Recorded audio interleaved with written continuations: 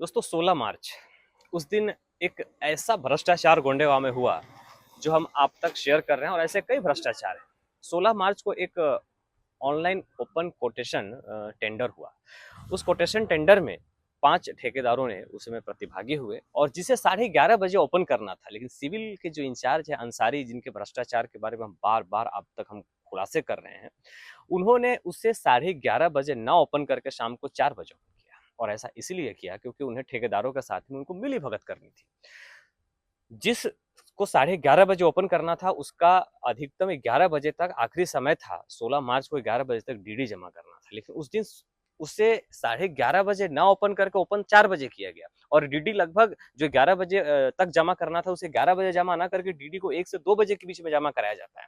यानी कि ये इलीगल तरीके से यहाँ पे काम को मैनेज किया गया। और ये करने के लिए सूत्र बताते हैं कि अंसारी ने पांचों ठेकेदार से प्रति ठेकेदार 12 से 15 हजार रुपए लिया। पिछले एपिसोड में आपको हमने ये भी बताया था कि इन सारे चीजों में अकाउंट के कुछ अधिकारी के नाम आ सकते हैं और वो अधिकारी का नाम आज आप तक सामने आ रहा है। दोस्तों, जिसे 11 बजे जमा करना था डीडी को, उस डीडी को 1 से 2 बजे के बीच में इंडियन बैंक और यूको बैंक से जमा किया जाता है। हालांकि तारीख एक ही है लेकिन समय बदल दिया जाता है। अंसारी जी को ऐसा लगा कि कौन ध्यान देगा, कौन इतनी बारीकी चीजों पे नजर रखेगा, लेकिन हमारे नजर हर चीज पे इस वक्त बनी हुई है।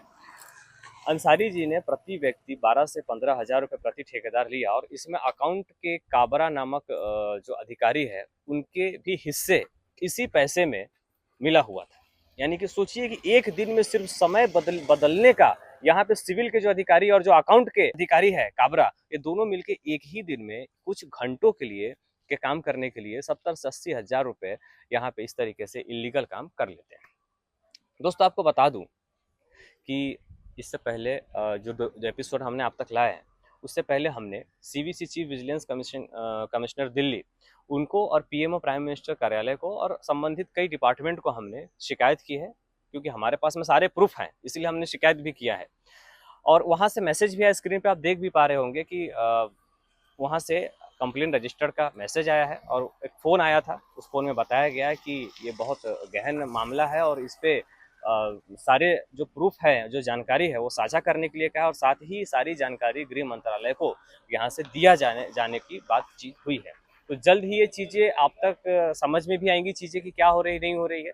और इसमें कोई दो राय नहीं है कि यहाँ पे जो भ्रष्टाचार हो रहा है इससे कोई अनजान है। सिर्फ सवाल इतना है कि हम उस चीज को उजागर करके आप तक लेके आ रहे हैं। यानी कि अभी अंसारी के साथ साथ अकाउंट का काबरा नामक अधिकारी का नाम अभी सामने आ रहा है। इसमें अगले एपिसोड में हम आप तक कुछ अहम खुलासे लेकर आएंगे कि पीएफ की चोरी कैसे करते हैं, गरीबों के साथ ही अन्याय कैसे करते हैं, गरीबों का पैसा कैसे चूसते हैं, उसमें कौन से ठेकेदार कौन से अधिकारी हैं, वो सारी चीजें भी हम आप तक लेकर आएंगे।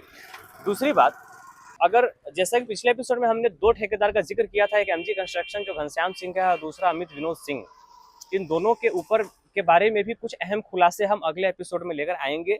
क्योंकि दोस्तों ऐसा है कि किसी भी क्षेत्र में चले जाइए, कुछ ऐसे लोग भी होते हैं कि किसी साहब के लिए ठंडा पानी लाओ, कोल्ड ड्रिंक्स लाओ, जूता पॉलिश कर दो, न कुछ कर दो, साहब के लिए चखना लाओ, नमकीन लाओ, मिठाई लाओ, परिवार के लिए किराना लाओ, ऐसा करके चमचागिरी करके तो बहुत सारे लोग हैं जो ठेकेदार बन जाते हैं। और इसमें से ये कौन से लोग हैं ये भी हम आप तक बताएंगे और अहम खुलासे अगले एपिसोड में फिर आप तक हम लेकर आएंगे।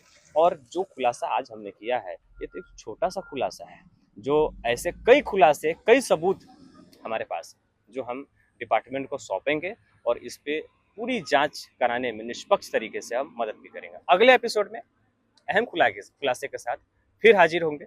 डब्ल्यूसीएल के सारे भ्रष्टाचार और अधिकारियों के नाम हम आप तक लेकर आते रहेंगे। वीडियो जर्नलिस्ट मनीष सिडाम के साथ मैं वीर सिंह।